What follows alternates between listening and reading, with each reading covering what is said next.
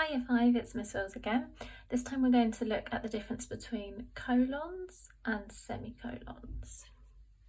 So let's have a look at colons first.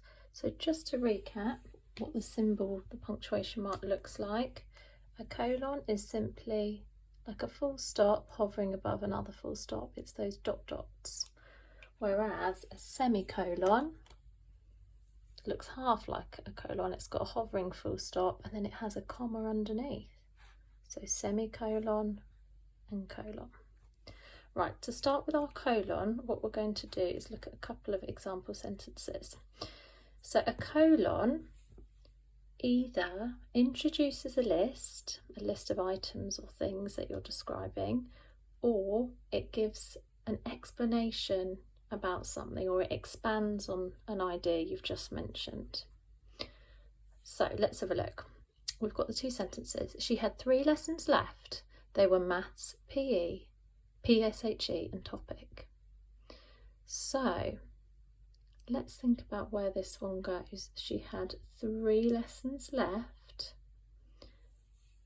We're going to pop it in there because then we go on to explain and expand on the lessons that they were. They were maths, PSHE and topic. Down here we've got art was her favourite. She loved the creativity involved. So we could pop it just after here. Art was her favourite, and a colon goes in just to explain why it was her favourite. Why was it her favourite? Because she loved the creativity that was involved in art lessons. Which 3 lessons did she have left? It was the maths, PSHE and topic. So that's how we use a colon. Now, over the page, we will go to looking at some semicolon sentences. So this time, here we go. The teachers were starting to feel excited. Year 5 were returning to school next week.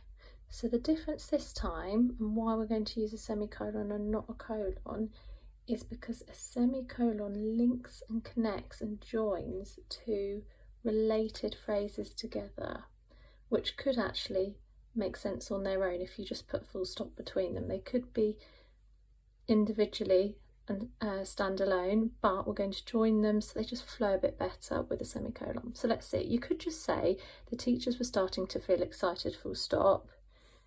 Year 5 were returning to school next week, full stop.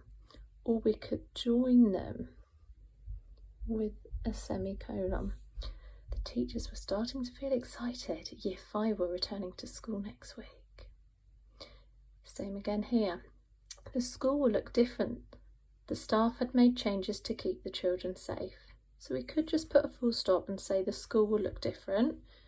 And over here, the staff had made changes to keep the children safe.